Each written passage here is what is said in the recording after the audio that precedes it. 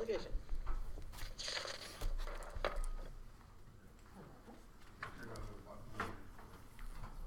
You gotta press the blue button. Test.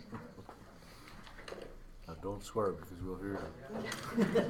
Even under my breath, right? Okay.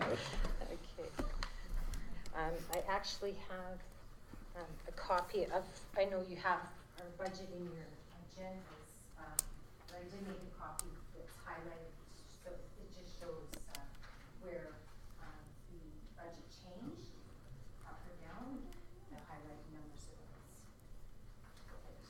Did all that work for nothing? Well, no, this is how it went to our boards. Then you'll know what I'm speaking to. Pardon? I'll put it on file.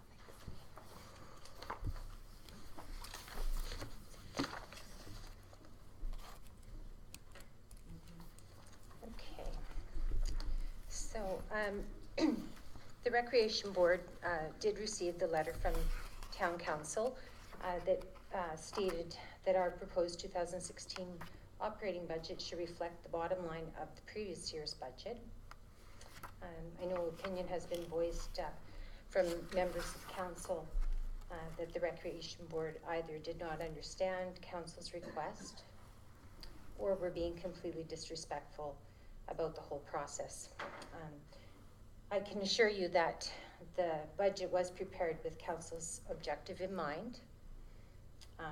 However, after careful consideration, the end number did come up slightly higher than what the town council wanted to see. I'm here tonight to explain the rationale behind that increase. The budget was reviewed by former councillors Empter and Carrier, as well as Mayor Cox, before being approved by, well, and as well as the, of course, the members appointed from the county, before it was approved by the Recreation Board as a whole. Councillor Rose, being a new member of the Recreation Board, has also been briefed on the budget deliberations that happened prior to her appointment. At the end of the day, we could give council any number that you want. However, it would be irresponsible to present a budget that may end in a deficit. So again, I assure you this, when the budget was put together, it was with careful thought and trying very hard to keep that number at bay. So we'll just start with page 1 on revenues. The increase per municipality, $13,426. $4,610 of that is due to increasing the budget amount for benefits to cover all eligible, if all eligible employees took part. I know that was discussed when council was looking at our budget at a prior meeting, and I can go into that a little more as we get down. Without those increases in the budget increase per municipality would have been, or would be 8,816. Lori, can I just interrupt for a second? Regarding the, yeah, because you and I reviewed this entire budget, and I just want for clarification that I understood it properly. That amount of $4,000 that's increased in this year's budget, that's not been normally dealt with in the budget, because that's for benefits that haven't been paid out to employees that have chosen not to take benefits. But you have to budget that amount in case people decide to take the benefit package, right? Or decide to max out on their RSP contributions where they've normally not maxed out. So you guys have not had that number being properly reflected in the past, and that's why that increase is there, but it may not actually be anything different than it normally is. Okay. So this is not an amount that we are going to have to put in every year. It's to establish establish an amount that if an employee or multiple employees come to us and say, we're eligible, we want to take advantage of this now, you know, the money will be there. I know there was discussion at a previous council meeting that I believe it was a suggestion from the treasurer that he had suggested, you know, that it be put into a reserve, which made sense to me. Right now, with the way the cost sharing agreement is, any surplus we have at the end of the year, which, of course, you know, if benefits are not taken, then that money ends in the surplus, which then goes into capital, which creates false capital. And then again, the next year we would have to ask for that money again, right? What I would suggest internally is that in our operating budget that we have GL that is a benefits and RSP reserve, so that will sit there until, and just carry forward each year within the operating budget until such time as an employee takes advantage of the benefits. If they never do, that money will always stay in that reserve. You know, it won't be transferred into capital. You know. I just have a question on that. So if you have that GL account and that money for RSPs and benefits, that will never be touched for anything but that. Correct. Like that's something that the board can establish. As well, you know, it certainly, I would suggest to our board to actually make policy on that, so that it's a set financial policy, and so that the only time that you know, any monies are then any monies increased on within those lines, the only time that's going to be asked for is if our parts of, you know, the reserve has to be used, and then it would become an operating expense under benefits and RSP contributions.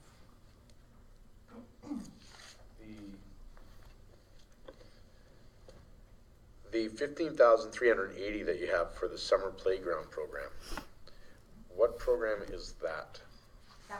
That was the Summer Adventure Camp. That didn't run last year, though? It did not run last year. And yet you show a revenue of $15,380 for 2015? What page are you on? Page 1. Oh, okay. So, you know, we received, no, that was our budgeted, it was budgeted for, however, the decision was not to run the program. So, although you see a budgeted revenue, there's also a budgeted expense. Yeah. Those two combined actually were budgeted at a 30% subsidy, I guess you could say, where it wasn't cost recovery, it was 30%. Reasoning behind that at that time was that anything else, like we have a policy for youth and not-for-profit rate, or discount. So, for instance, we have an ICE rate of $153 an hour. That's our regular rate. Any youth or not-for-profit groups get a 30% discount off of that.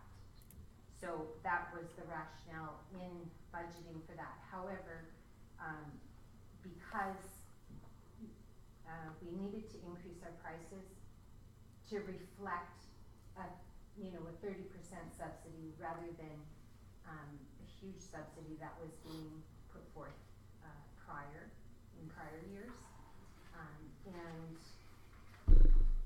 that was not favorable within the community, the cost.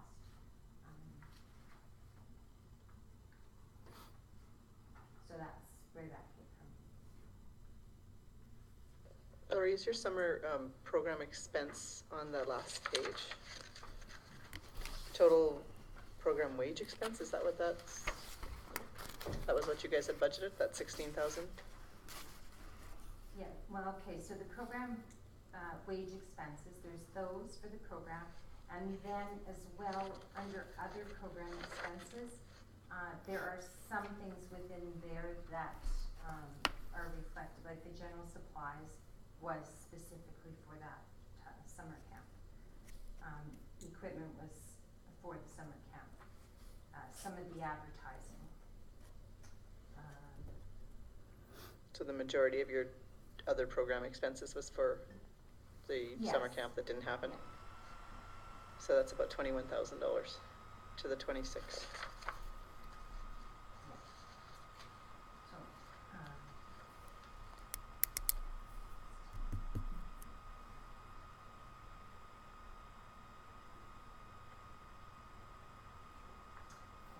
You see, it's more of an in and an out, Mike, I think.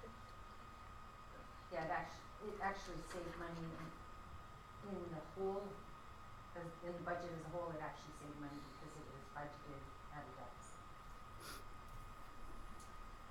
In 2015. It doesn't look like it's being budgeted at a deficit. You got an income of 26,000 and you got expenses of 21,000.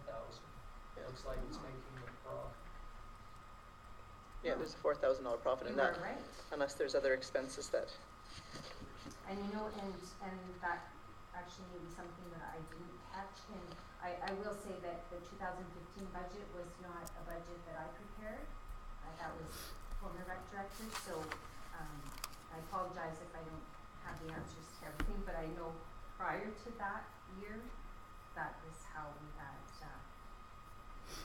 budgeted, so I'm not sure what his thinking was there. Well, obviously it was to make a profit. That didn't happen. So I'll just continue going through line by line on the highlighted ones, and that's where the changes were. So our revenue is, we're seeing a bit less use. You know, of course, we rely a lot on outside organizations, especially when it comes to within the arena facility. Revenue for the programs run within the arena whole facility are more community run programs run by community organizations, whereas at the pool we run a lot of our own programs, so they differ in that sense. So the arena hall with gymnastics and then the gym rent, that would be mainly repertoire dance. So, you know, I think a lot of things on the revenue side are being, you know, the downturn in the economy is affecting, you know, people's ability to register their kids in these activities, and so their numbers, you know, if their numbers go down, that reflects a bottom line on revenue. The concession, that was slightly over budgeted in 2015 because she actually pays for 6 months and one prorated in September because we won't run a full month there, so that's just to be accurate on that number.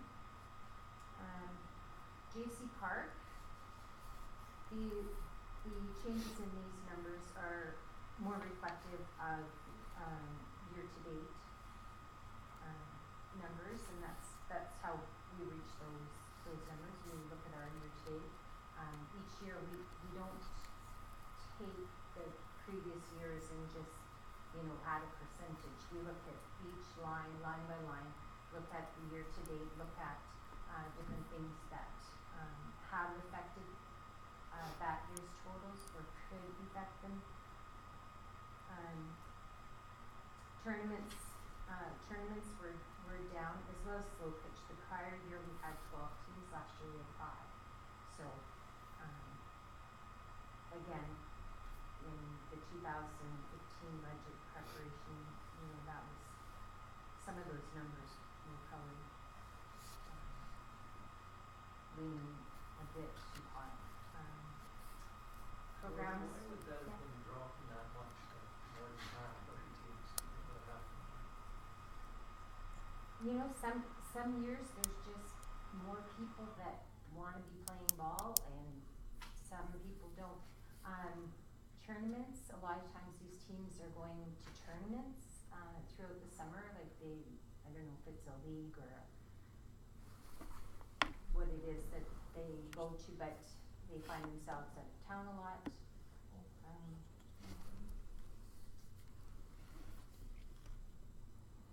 Yeah, but yeah, and the other thing too, the year we had the 12 teams, we had minor ball was having, had a lack of, the older groups, like, lack of numbers to create teams, and so we had some, teams that were, you know, 16 to 18-year-olds that were coming to play too, so.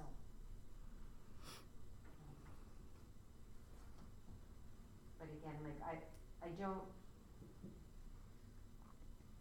I feel that the 2015 budget was budgeted too high from the previous year as well, so. Does that answer your question? Sort of. Okay. Well, Yeah, I like, was just you wondering know, if there was a reason why yeah. those ball numbers were down, and it doesn't sound like there's a good rationalization. Yeah, cause every year, you know, like the year we have the 12 teams, you know, we have those contacts and, you know, we'll do our advertising for ball teams, and we also contact all the teams from the previous year to see if they're putting in a team, and, you know, sometimes they can gather people and sometimes they can't. I haven't heard any, I don't think it's the condition of the ball diamonds, cause I always hear good things about that, so.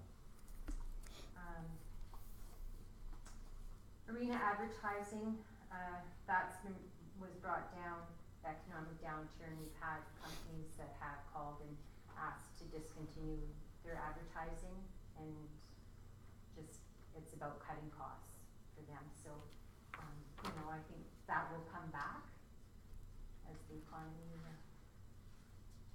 comes back.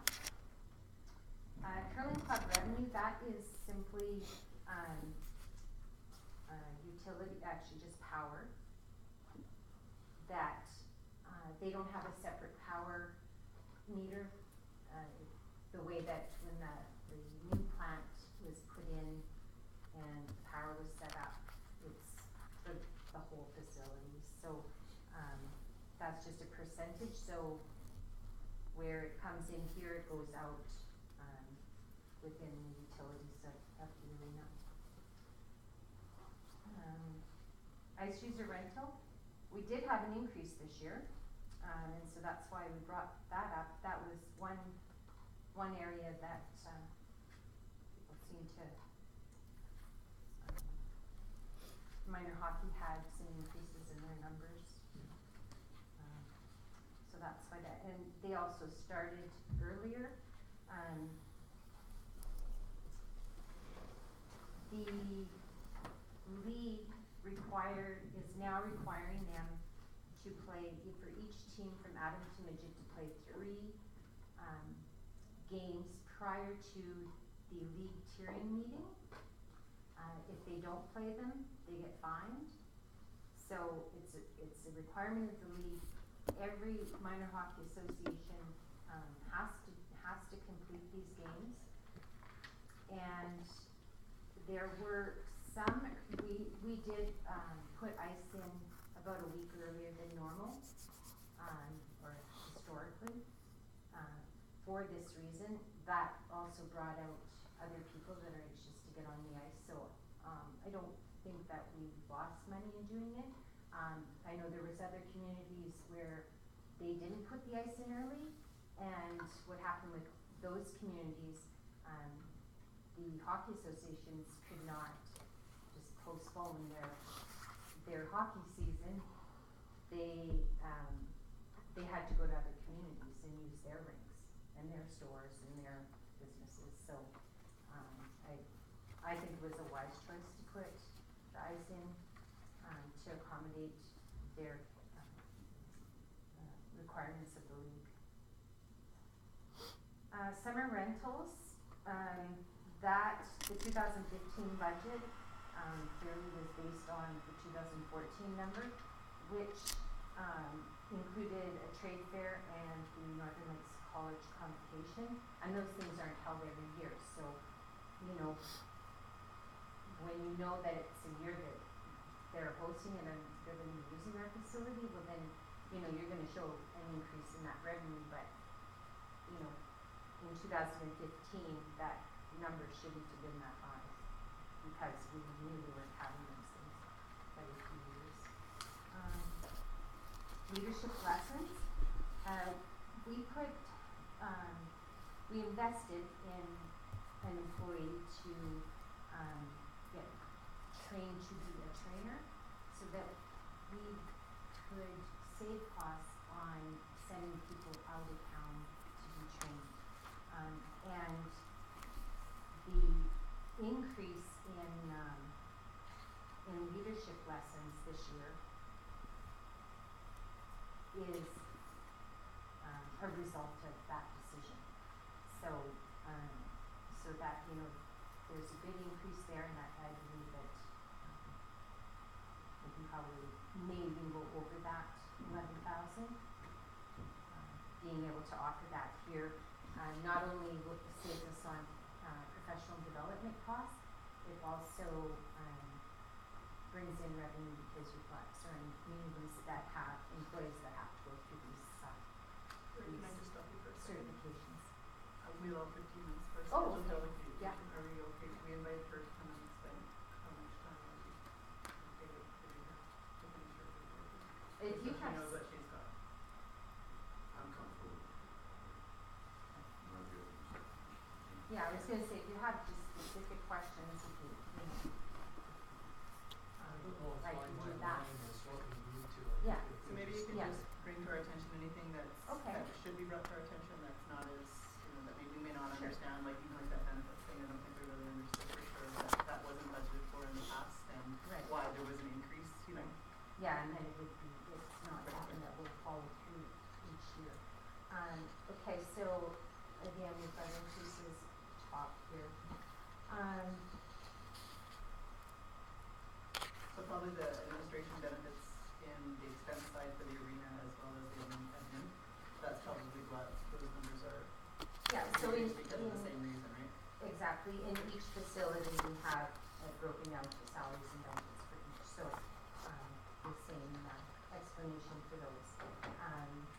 Office rent was, in 2015, was not budgeted to what our actual rent is, so our rent has not increased, it's just the actual number that's there now. Telephone, did an average of what we're paying, like at the time of preparing this budget, you know, figured out the average and it's more than what was budgeted last year, so we needed to increase there. Memberships, that's the actual cost of the membership now. Wages, There was two one-time expenses that we talked about when we reviewed Oh, the budget that the we insurance. Oh, there's two things that the town increased, so we've got the increase in Oh, utilities yeah. and the increase in insurance. So we increased utility rates and then well, what Verherman agreed to was an increase in insurance And and I that know. was just put onto the record, so those are two increases that we put towards the budget that forced them to incur extra, and then there's two one-time expenses that we reviewed that are another total of $5,000 in this budget that's not on a regular basis. $2,000 was desk or furniture in the arena. the arena, yeah, and $3,000 was $3,000 for, computer upgrade, for a new computer, and that's the computer for the plant, the ice plant. The one we have in there is 8 years old, and And they it got needs to word be from, replaced. is it Simco or somebody said that they have to upgrade it? So some of these, it's just So, that, yeah, you so know, $5,000 there is something that is needed this year, but is not gonna be needed next year or the year after. Lori, what's the difference with the actuals? That's my question, between what you've got in 2015 and 2016 budget. Like you said, you were, what was your actual revenue in 2015? You know, I don't have those numbers in front of me. We're on the positive side, so there will be some surplus. We're still waiting for a couple bills from the, some work that was done, at the pool, like, electrical and plumbing, so, So what would you estimate is gonna be the net difference? well, I would say it's likely going to be similar to last year, which I believe was 17,000. I would say maybe 20,000 we may end up, in there. And utilities, the other thing there, there's still a discrepancy with the town account, our town account, that's yet to be rectified. So, you know, without knowing that yet, does anybody know what you're talking about? You guys talked about this before when I was away, so. this dates back. Couple of years. It's been a struggle. Yeah, February is gonna be 2 years. And it's about potentially $30,000. Well, that was the opinion of your former treasurer. Right, so I'm not just that of it the doesn't. same opinion, and so, that those discrepancies were not rectified with him, and, I have, given information to your current treasurer, and, you know, I respect that he, I'm sure, is a very busy man, and so I'm waiting his, Yeah, so they have the response on that. information and we just have to wait. waiting for him to crunch the Lori, I numbers. wonder if there's value in mentioning about the, and maybe everybody's aware of the tourism booth and the expenses that are attached to that, because no income is being reported. The museum is looking after taking the income side of it. The rec board is only taking the expenses. And it's in the intermunicipal as a entity on its own, like it's a line item on its own, and it really shouldn't necessarily be in the recreation budget, which it shows as a $14,000 expense to the recreation budget. Sorry, I told you to talk and then I talked. It is, isn't it? Because that's part of the intermunicipal. Because the MD gives money in the intermunicipal and Just like for the library though, eh? to fund the museum or to fund the tourism or the tourist booth. Yeah. And then it just so happened that the museum has taken it over. That's, Yeah, like in the intermunicipal agreement, there's, you know, each service, there's recreation and there's tourism as a separate, right. service within that agreement. And so under tourism, it says the recreation board will operate the tourist information center as per, you know, what is under the rules under recreation. The museum took it on for 1 year as a trial, and it worked. It worked well for them. And they've actually taken it and run with it and, you know, and made some really good decisions. And now they are taking it on a permanent basis. So what is required, and actually my board has forwarded a letter, is consideration that under that tourism, where it says the town and county will share the costs, that it just changed to that the museum will not. Yeah, at the last intermunicipal meeting, there was talk about changing that and taking it out of the recreation budget, so, yeah, it would probably stand on its own after. Yeah. So that's, you know, something that affects our budget too. So that would be $14,000 there, yeah. Mhm.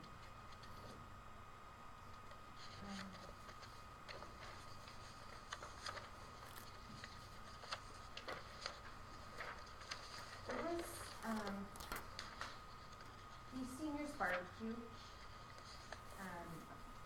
now this had come from representation from the town that, you know, that they didn't have a place under recreation hosting the seniors barbecue during seniors week. So, I did take it out of the budget. But I was curious, is the town, is there consideration from the town, for the town to host it, or, you know, I think it would really be sorely missed by the seniors. So that was a recommendation of the previous board members to take that out, and how much money, or do you remember? Yeah, it's about $1,500–1,600. And so just in trimming your budget, you took out that? Is that different than the barbecue that's held at the lodge every year? That's a different one? Yeah, this is, on the Friday of Seniors Week for years. The Recreation Board was the entity that hosted that day for seniors. Every Friday was a strawberry tea, and, you know, different agencies, do host different things to, help the FCSS host the entire seniors week. I know Heart River Housing puts one on every year also Okay. at the lodge there, so I wasn't sure if that was the same one, but And they do one Is also. that during seniors week as well, or? Not Do you sure? remember? I thought it was, but I'm not 100% sure. Okay. Yeah, I'm not sure. May I address the audience? Ali, are you aware of, during seniors week, if the barbecue for seniors is put on, do you know if it's put on by Heart River Housing, or is it put on by a rec board, or? I think housing. Yeah.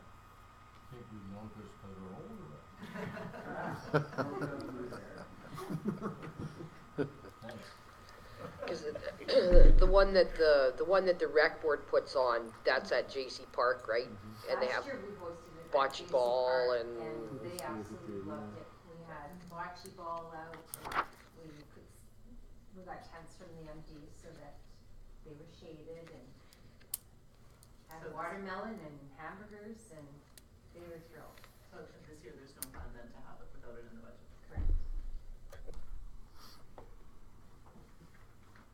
So, playing the devil's advocate, what would happen if the town said no to the additional $13,426? What would the ramifications be for you and the rec board? There would be a possibility of a deficit.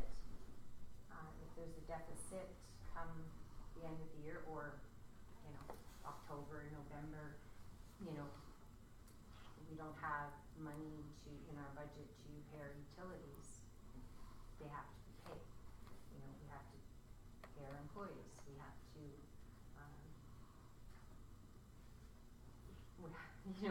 there's bills to be paid, you know.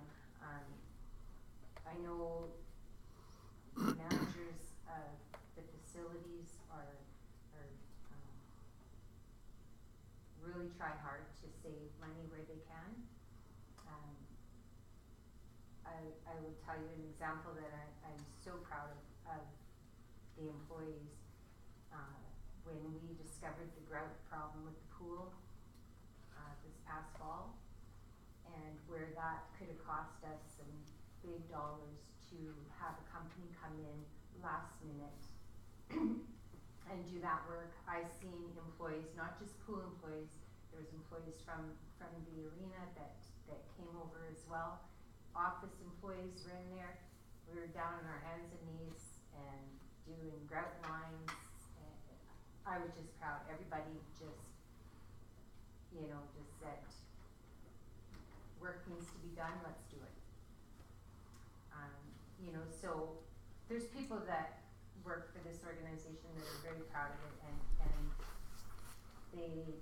many of them are taxpayers, whether it be county or town, and, you know, we realize, I'm a taxpayer, I realize that the town is making efforts, and I believe we are too. Even though there is an increase, I hope that I have, given you justified reasons why those increases are there. And so just to review, for the current year, you're gonna be, you estimate about $17,000 to the good that's gonna go into the capital surplus. That money gets used for the capital projects that are being funded. We're also putting aside more money for that. But basically, that's where the extra goes. So if we fund the extra and we save extra money, that's where it would end up. Yeah. And I would ask the council that you consider the budget as an individual budget without comparison to other services that are funded by the town. Because there are vast differences in the operations, that are dependent on many different variables. I did have access to the library budget through the town website, and so just using their budget just to show some differences in the utility costs for the library in their budgeted expenses are 3% of the total budgeted expenses. The recreation board is 20%. So when there's an increase, such as the water rate, that affects 20% of our budget. The recreation board, we internally generate about 30% of our total revenue. The library, it's 4%. But again, different services, and and this is not saying anything against the library, but I'm just saying that there are a lot of variables to consider. And Councillor Kanasik brought up about the capital reserve. In the cost sharing agreement, the recreation board is required to be accountable for every dollar spent. There's no question about where any surplus goes. We know where it goes because it's in the capital or in the cost sharing agreement. And any money that is spent from that capital reserve comes to our board, is approved by our board, and is recorded in minutes. So, it's not just a decision of administration to spend money from the capital reserve. That's something that the board approves. And one last thing, I want to give you some good news.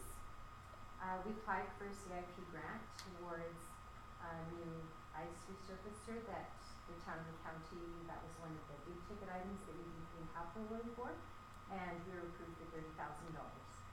So that's going to save you guys each municipality $15,000 on that capital side. Well, when is that arriving, or have you picked one out yet? Because I know there's been lots of talk for a while about Yeah, it. it's not ordered yet. We're just we're going to put the current one for sale and have it that it's for sale and available the end of March, and that'll give us time to order, and it's about 6 weeks before you can get a new one in. So it'll be on the ice for September if all goes as planned. That's all I have. Do you have any questions? Anybody have questions? Councillor Long. Getting used to this too. So looking at the expenses for 2015 for water, gas, power, chemicals, it's something that we hear a lot from our illustrious Vern over there about chemicals. And so when I look at those at $49,000, $88,000, $20,000, and $15,000 respectively, and then I go over to 2016, the numbers are the same, and yet we're forecasting an increase, for example, in water. I did, so the 2015 budgeted numbers, in some facilities, they were likely a little bit high. Although we're also, let's say, waiting for Final our bills. town town count to get figured out, so that could change those numbers too. So it was felt that the 2015 budget numbers were adequate to move forward to 2016 without increasing them. Also, this past year, we would have a part of the year with that water rate increase, and the coming year will be a full year.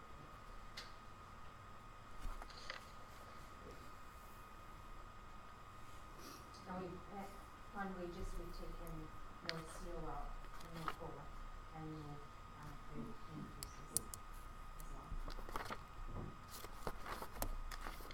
Yeah, I just wanted to say that's great, but do you guys not work on the same, like a step increase? Do you not have a step increase for being there for another year? We do have those, yeah. Okay, but I don't see that reflected like an increase in HR costs anywhere because of the step. The request from my board was, those increases were there in the first draft. Then the request was to bring back a budget with no COLA and no wage or step increases. And so I complied with my board, and that's what they approved.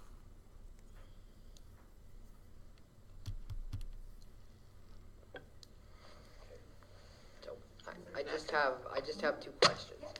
So in looking with the budget that you gave us, that you highlighted stuff on, so the total 26,852.52, which is our portion and the MD's portion, basically is to cover the wage increases from the way that I'm reading this. The benefits. Pardon me? The benefits. There's no wage increases, Donna. They're the benefit increases for each level. Okay, so my second question, and I don't know if you know the answer to this off the top of your head, but where are we at with facility utilization? Like, are we at 40%? Are we at 51%? Are we at 25%? Like, all across the board? Yeah, that's not a number I have off the top of my head. With some changes over at the pool, the schedule has, we've had to make a few changes, so we're probably on the cusp here of running a regular schedule over there. However, the arena is booked pretty much solid all week long, like during the weekdays, in the evenings, like from 4:30 till 10:30 when it's Is that red both, hockey then. like the main arena and Gordon Buchanan? Yeah, the Gordon Buchanan Center is close to full on the weeknights. Weekends, of course, you have some weekends where, you know, it's back-to-back games both days, and then other weekends where hockey teams are out of town. Is it possible for you to get that number for us? Yeah. Like. Yeah, and we actually, we now have, a new, software, scheduling, software that, we can generate those things, so, right now we've been, in the process of, going from paper to inputting all that, but those are numbers that we certainly, can provide at some point in the future. To Brian, Yeah. and he can forward it to the rest of us or whatever. Okay, that's my only question. That brings up a fairly good point, at least for me. When we're looking at utilization rates, and when we see that there's a lull and a downtime, June, for example, has the rec board given thought to shutting down the facility, a pool, for example, for a month? No way. Well, we do have a shutdown Yes. time period.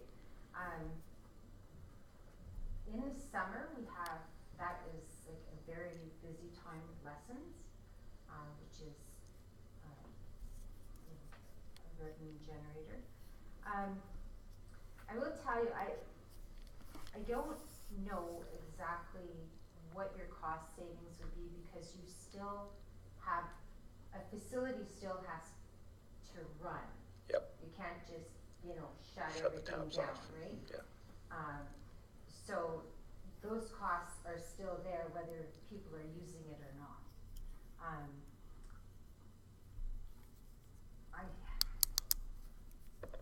Probably the same as staffing, Michael, too, do you think? Like, would we be able to shut that down without having the staff employed still? Otherwise, we wouldn't have them come the next month. We hear over and over again that we're trying to hold the line on our budgets. And we hear over and over again from both residents, business people, that we can still do better on our taxes and reduce them. And yet, I find it frustrating that we don't have a whole pile of control here in trying to come up with strategies to pare down $13,000, $15,000 overages when we're trying so hard to toe the line. And so just looking at ways of trying to come up with cost-saving measures. And it's, if we can't do it now, when times are as tough as they are, then we'll never be able to do it. And it's unfortunate, but we have people who are hurting all around. And we have to be as prudent as possible. And so I look at the budget and I see an increase, and it's not a small increase. Some would say 15,000 is a pretty big increase. And so just looking to see at how we can save our dollars and pennies, and I know that that's one way that can be done through wages and through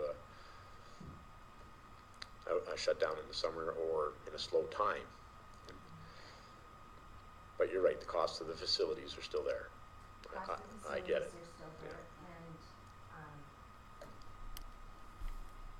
I don't know where the concerns are coming from the public. If you know, that maybe they're coming from non-users, I don't know, but we try and. Well, I have groups of friends that tell me we've had to scale back in Yeah. January because we needed some new employees and nobody qualified for guarding and instructing applied. So we've had to train people, so you know, we've had to scale back. So, and we had plans of Tuesday and Thursdays not being open until the afternoon, and our dedicated morning people that are there and using the facility, you know, they didn't like that, you know, and we actually ended up that we were able to accommodate them for that period of time, so, for them to come and do the morning swim, but, you know, I know it's difficult to, you know, the community wants taxes to come down or not go up. But then you also have the same taxpayers that still want the same level of service, which is a difficult thing to fix. Do you have anything else, Michael? I'll just make two comments on that unless somebody else has anything to say. I just have something I want to say. All right, I can say Okay, that. you can finish. Just further to what you had to say, just even from the perspective of we bring new people into town on a regular basis with our business. And we see that people say yes to High Prairie when they're accepting a transfer because of the facilities we have. If we have any hope of building and maintaining and retaining people, keeping our facilities open and keeping the facilities and enhancing the facilities that we have is key to that success.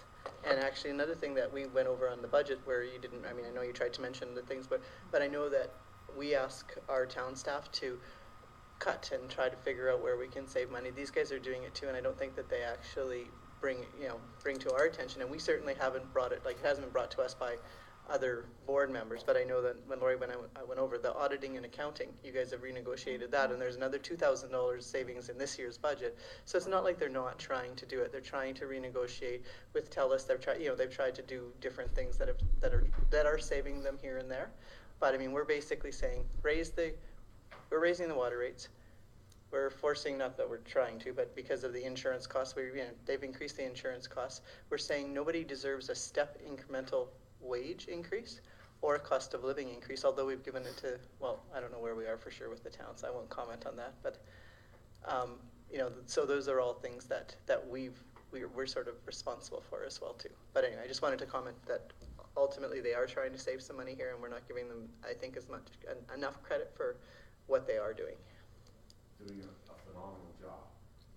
Absolutely, you were thrown into the fire here. And so I totally respect that. But when it comes down to it,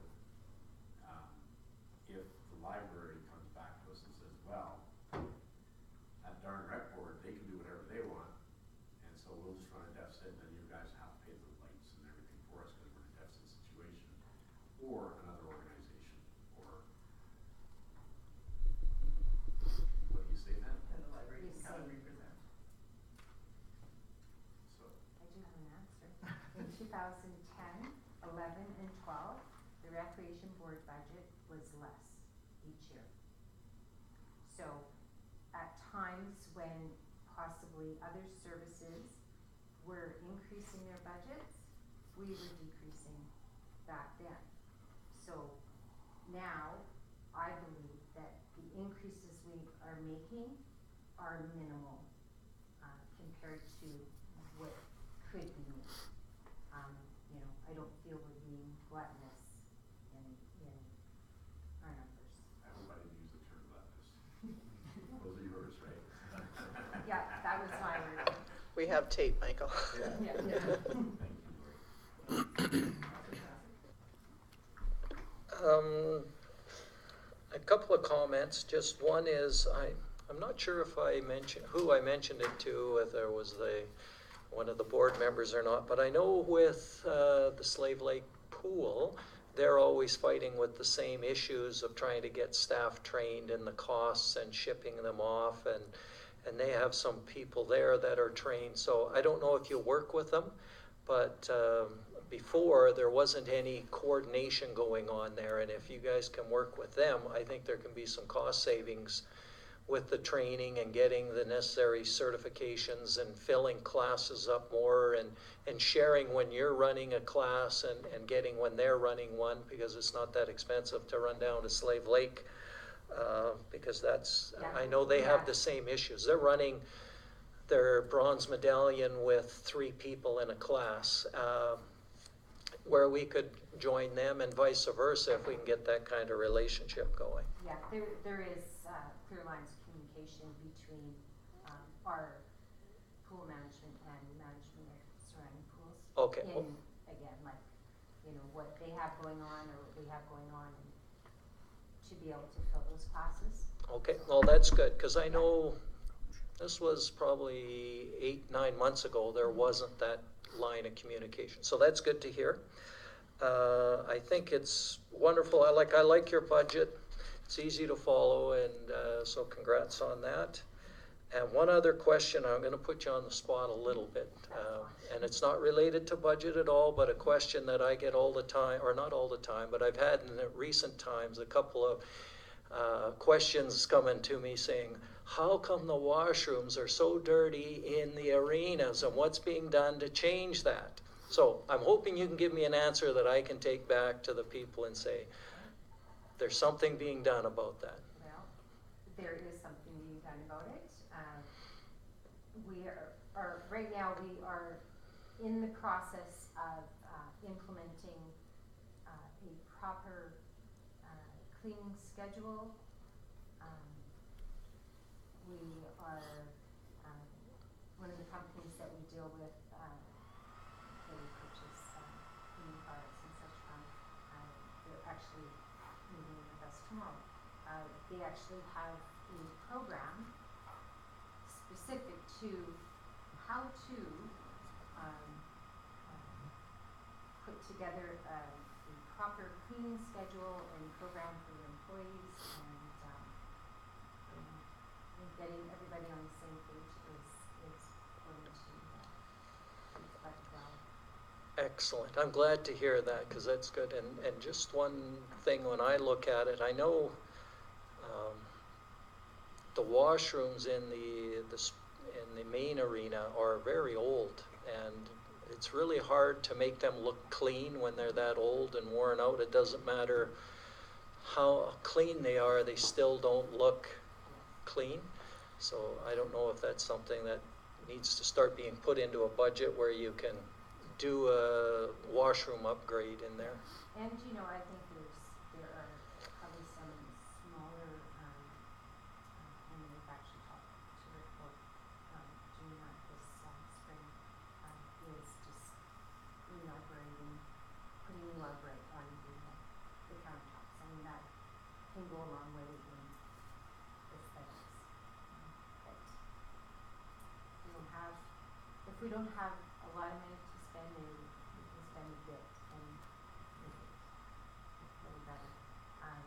The other thing too that we're starting to look into is energy efficiencies, which I believe there are a lot of things that can be done that can save us on energy costs. This pool covers can reduce your heating costs by like 30%. So There's lots of grant money out there for energy yeah, saving. yes, yeah. So, anyways, that's a project that's important in the future. So, in next year's budget can be reflective of some changes we've made in city money. Where we are always looking for those things. Anybody else have any questions? I see something on your lips there. No, you're good. Are you sure? I'm good. You good with the budget now? Not quite there, eh?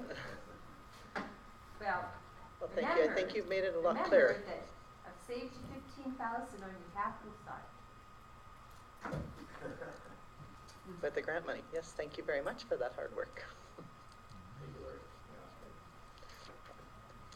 Well, thank you for clearing that up. What did, I didn't know if you wanted to speak to I'm sorry. the letter that didn't get about them? the board appointments?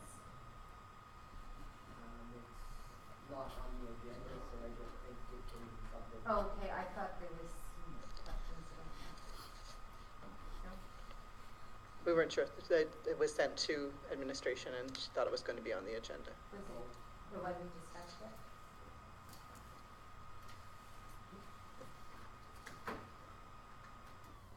Alright, thank you very much. Thanks, Lori.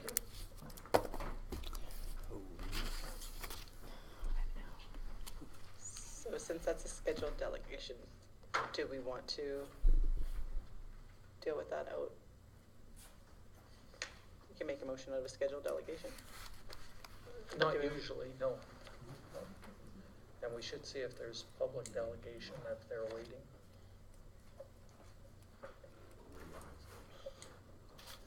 Is there a public delegation? No. Public delegations? They're the only public, so that's what they do. Are you gonna get serious now or what?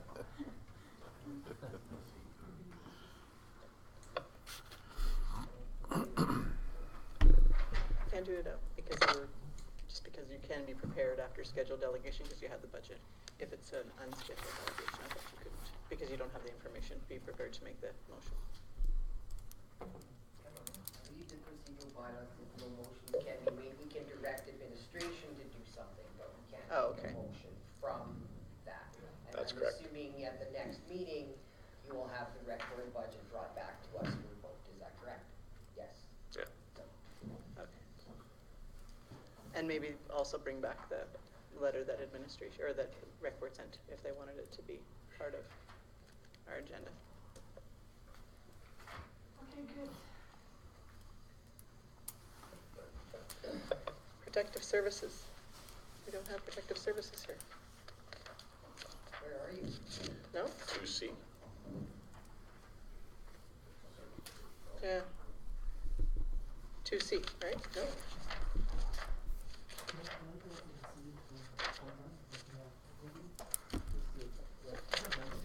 I make a Counselor motion Tanaka. that council approves the audio video policy for Peace Officer 01/2016 as presented.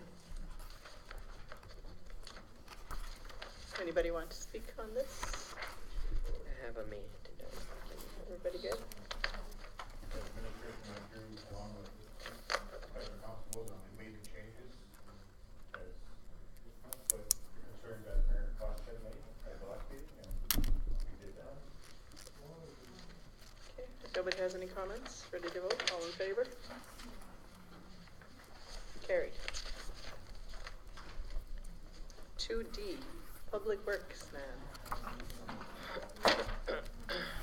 What happened to the meter reader policy? Yeah, is that where we're starting with the meter? No, but he's reading policy? Public Works, sorry, Yeah. meter reading policy. Right.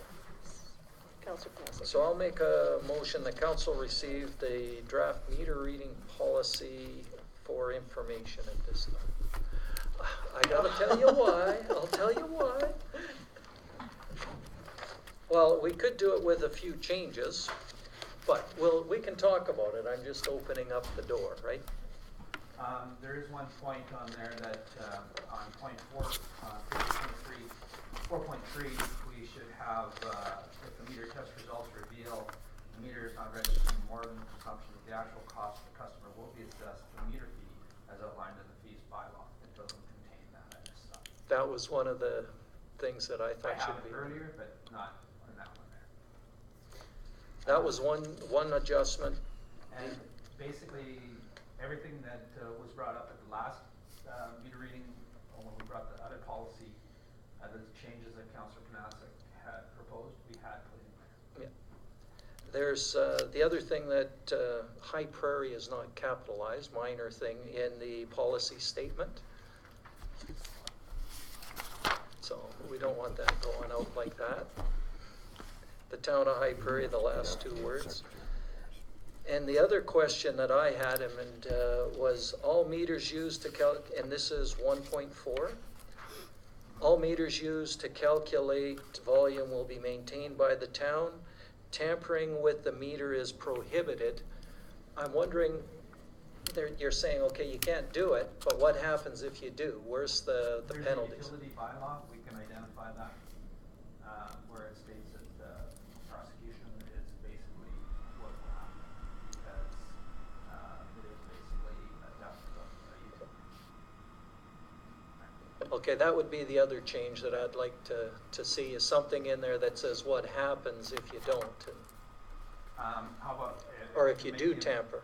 And will we treat it as a theft of utility? And prosecute? Is that okay? Because the meter tampering portion is, it should be addressed in the bylaw, not policy. And that's why we have it here. So, the policy, the bylaw is gonna be reviewed by the bylaw, committee, when we start. Do we have something in the bylaw that says if Yes. you tamper with? The bylaw is a 1980 bylaw, Okay. so that's why that's one of the ones that will be reviewed. Is this a provincial act or regulation, or is it just a town bylaw that they're Yeah. breaking if they do that? Okay. See, that's what I wasn't sure, if it was a provincial act or regulation for tampering with this, but it's just a town bylaw, so we need to make sure that's in place. You can also charge them under basically theft under 5,000 or theft over 5,000 as a provincial law, because it is stealing from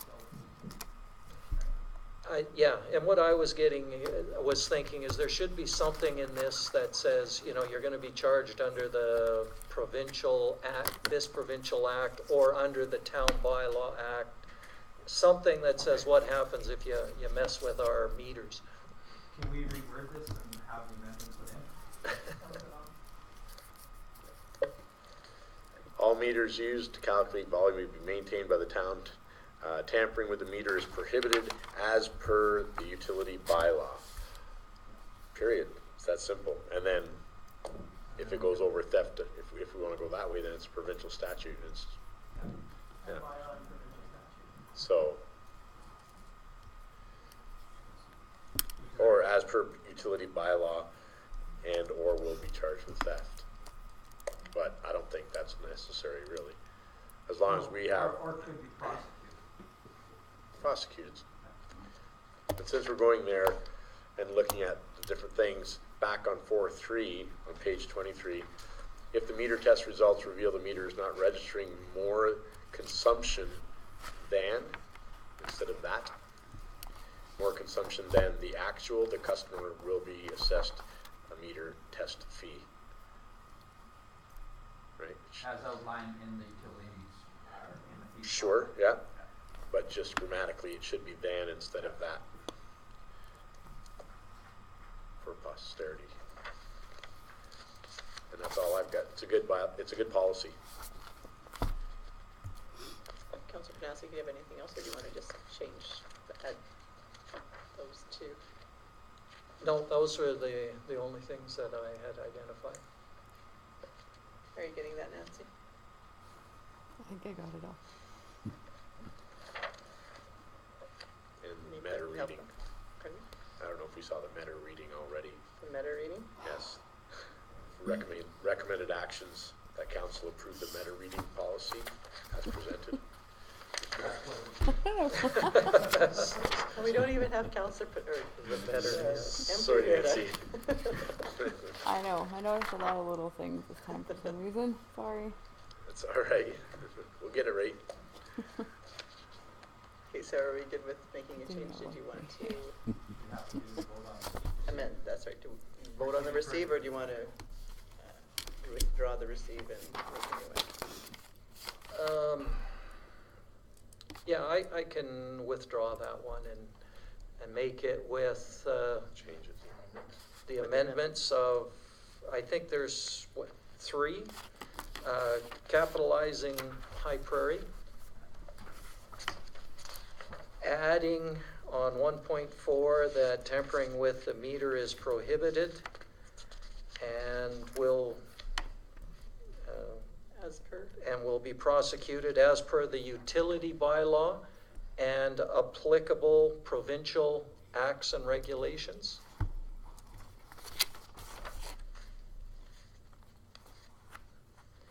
And lastly, on 4.3,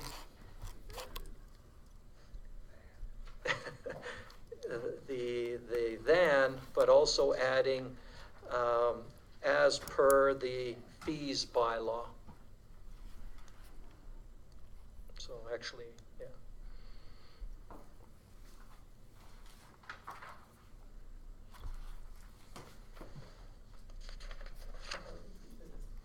Fees are good. No, well, I said the fees bylaw, because we're creating one bylaw with all the fees on it now. And we refer to, in all of our policies and bylaws, refers to any fines or anything, refers to that bylaw, so when it comes to that point, you only change one bylaw. Anybody have anything else? All right, that's that. No, it's just with the changes, right? Yeah. I think Vern got, I got them all. yeah, I got most of it and he got the rest. All in favor?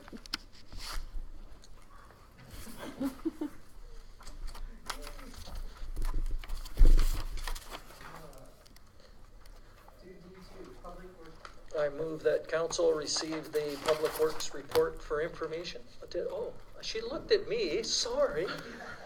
She didn't point though. I should have waited for a point, yeah. I was looking at you saying, Oh, well, see, yeah, sorry. Okay, I withdraw that. No, I don't. No.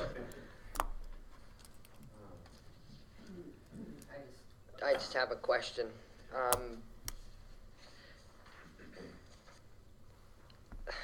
As I'm driving around town, and this is not your department, as I'm driving around town, I see a lot of vehicles that could be considered by our traffic bylaw as abandoned, and I'm just wondering how that affects when you do your snow clearing, because I see lots of mounds going around all these vehicles that are sitting there and have been there forever, because they're covered in snow and there's a pile of snow. How does that affect you when you guys are doing your snow plowing? It would be better if they weren't there, but we've dealt with that for years and years.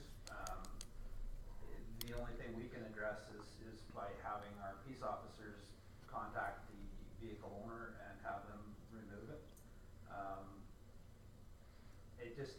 We end up having to go back once they move their vehicle and take that ridge away, because then it's all of a sudden a traffic hazard. But we've done it for years. Yeah, okay. Yeah, and dealt with those issues. Okay. Our staff have been told that if they notice a vehicle parked for a long duration of time, to notify the peace officers, and they got a good working relationship, so they usually just tell them the street and that, and what type of make of vehicle it's being parked for long periods, and then they usually go and put a sticker on the windshield or under the windshield wiper washer. And in all fairness to the people downtown, this last go around, we did plow downtown on a non-scheduled parking ban night, just simply because of the amount of snow that had fallen on Friday night. We wanted to get at it, and that's the first place you start. Just a couple of highlights that I would like to point out. We're in the process of renewing our Alberta Environmental Approvals license for operating all of our water and sewer and stormwater facilities, the lagoon. We got everything just about ready for submission to Alberta Environment, and we'll see what all they're going to come back and say that maybe the town needs to look at as upgrading. That will be something that may be added to our 10-year capital plan after they have a look at what we've proposed. Just give council the advisement. How often do we have to have that renewed? Every 10 years. Every 10 years. And once again, not all council were here on Wednesday night. I just want to thank council for their understanding and passion towards the public works staff in the loss of one of our comrades. It was greatly appreciated by everybody that worked for it. Thank you very much.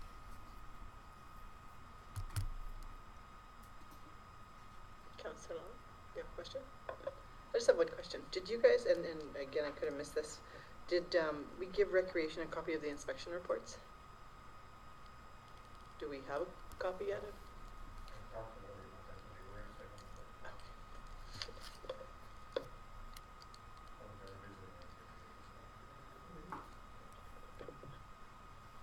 Anything else, Brian? Unless council has any further questions.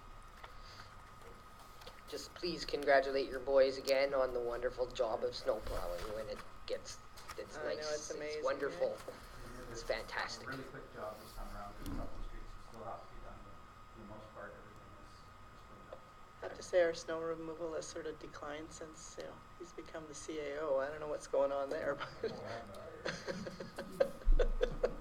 it's a good thing we're on Snowblade, so Snowblade the corner. One thing we do have right now in situations where normally where we haul snow right now, we're not hauling it, simply because we have a head gasket going on the snow blower, and we have it's just too time consuming to do every area that we used to haul with the loader. So once it's back up and running, we'll start to haul the areas. Yeah. Good job and good report. Thanks, Brian.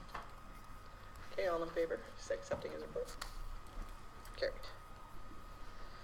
Regular meeting council minutes. What?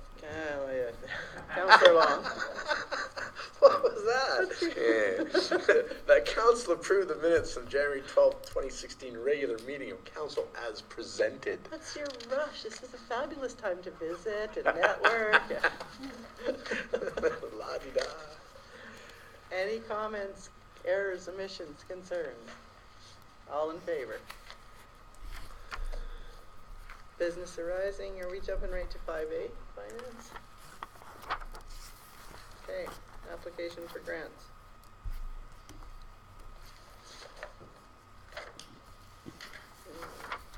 Counselor Dinac. The council received a request for financial support donation for $3,000 from the High Prairie Minor Hockey for information. And my reasoning behind that is it's a grant. The grants were done at the end of October. We should not be seeing these at all until we get together with the bylaw and look at this bylaw and either make an amendment to it to do it quarterly and define support and donation.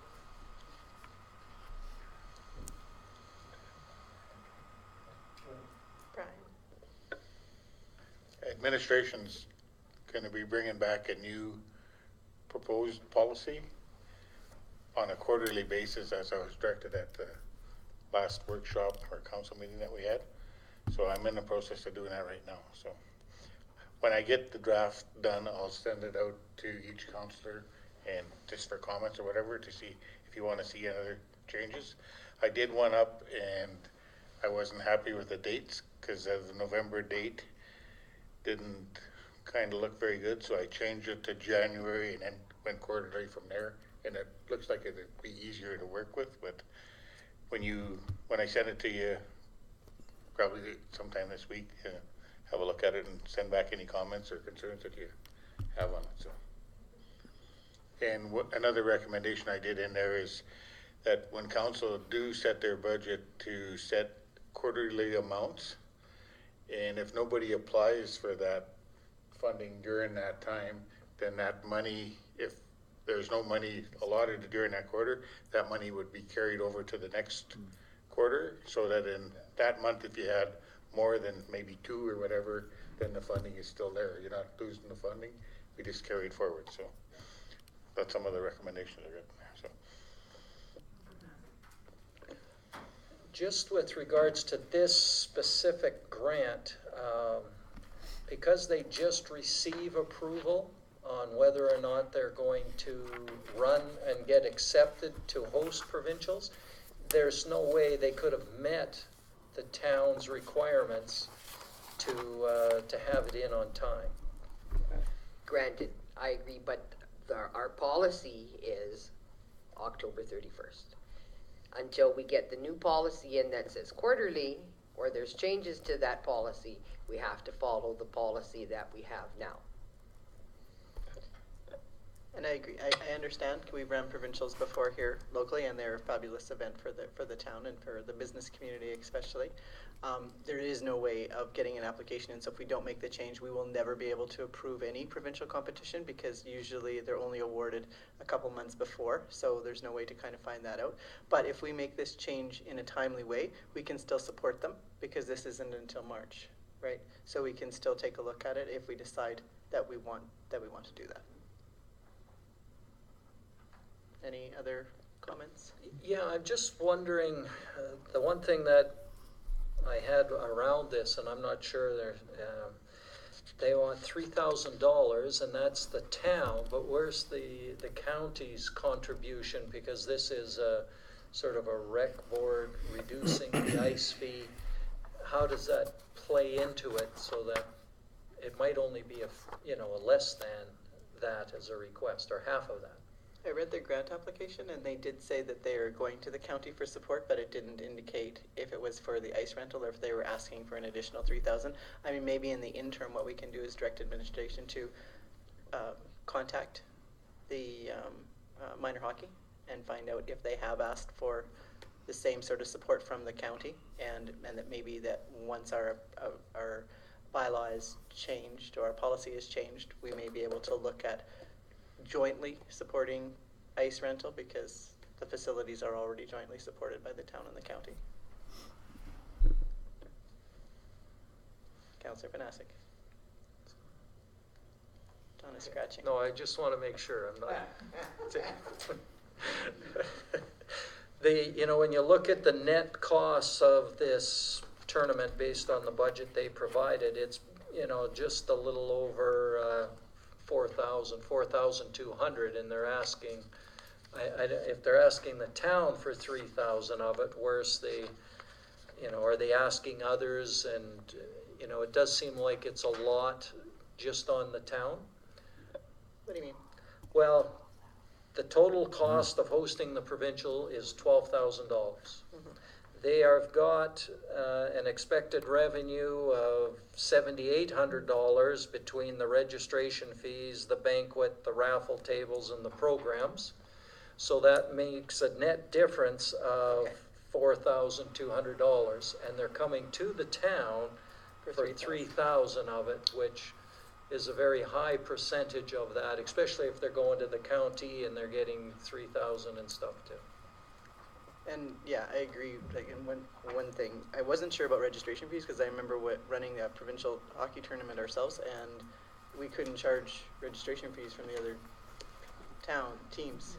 I can answer that because Bruce was in here to address that. Oh, okay. And you have two choices. You either charge at the gate or you charge a registration fee. And they're going with the registration fee, and it was $700 per team, I believe. And then there's no admissions fee at the gate. It's one or the other. And the other thing that we should consider is this really does help our business community, and I do think that we should support it, but there is a very small difference here, and they haven't, none of this says sponsorship. It doesn't look like they're looking for sponsorship for from the business community at all. So they're not planning on, with this budget, going to anybody besides maybe the town and county, like when I read their report. Donna? I believe Councillor Panasic had asked Bruce and Ms. McNabb, I can't remember her name, if being that the businesses would be the ones benefiting if they had approached the businesses for any donations, if I remember correctly. So I don't know if they have done that since they were here at the last council meeting.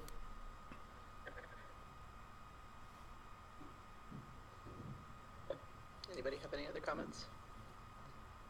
Well, I'd love to see that we have the opportunity to support it, but I think until we change the policy, we can't really do anything different. Our hands are tied. So, all in favor? Receiving for information? Carried.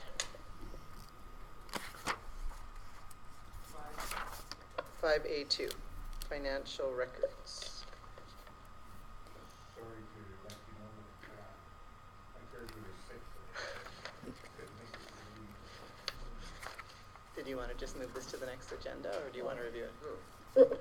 I'll make a motion that council receive for information the 2015 year-end operating and maintenance budget performance report, the capital project budget report for the period ending December 31st, 2015 as presented. Brian?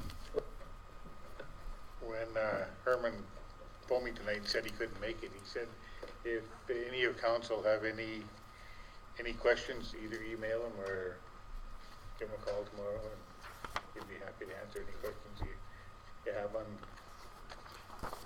the budget. So basically what he's presenting us here is what he presented to us at the budget workshop that we had gone through. Okay. There's no changes since then, or that I could see anyway. Okay, I'm good. Any other comments? All in favor?